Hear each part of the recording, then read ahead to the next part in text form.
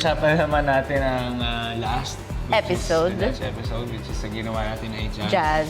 At And dun- nag-top to tayo doon. Oo, at doon na-unlock ang ating Yes. mga liftings. Yes, Na ang parang- ating mga bagong...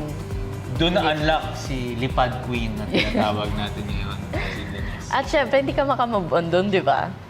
Sa... Ikaw sa yun, ano ikaw. yun? Sa dance-off na Talagang yun ako yung inano mo ha. Pinunto mo kahit ikaw ha. Kahit natalo tayo ng Ni bunso Jiro, mo. oo, tsaka ni Ate Sugar. Oo. Yeah. Actually, ano naman, nakakatuwa naman din sila ate at si Bunso. Pero minsan napipikon na ako eh. Kasi nakadalawa na sa akin si Bunso sa dance-off eh. So parang Hindi ka ako, pinagbibigyan eh. Oo, eh. So parang ako, parang kailangan ko ng medyo ialis mo ng pagkakuya dito ah. So medyo may gigil factor talaga kami ni Denise. Kasi sa totoo lang, to be honest, Yung... gusto namin yun eh. Oo. Sa amin talaga. And Nung MJ pa lang. nung MJ pa lang din.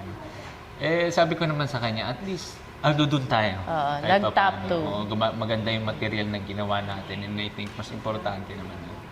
So, okay na ako. And doon. na-pull off ng maayos talaga. Dance. Pero nami-miss ko na rin yung medal na nandiyan sa ano. Dan, hello! Sana this episode!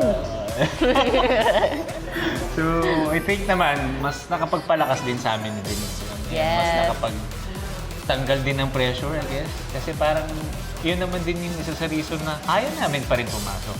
Talagang pagbutihin lang lagi at saka sa dance-off, pagbutihin lang.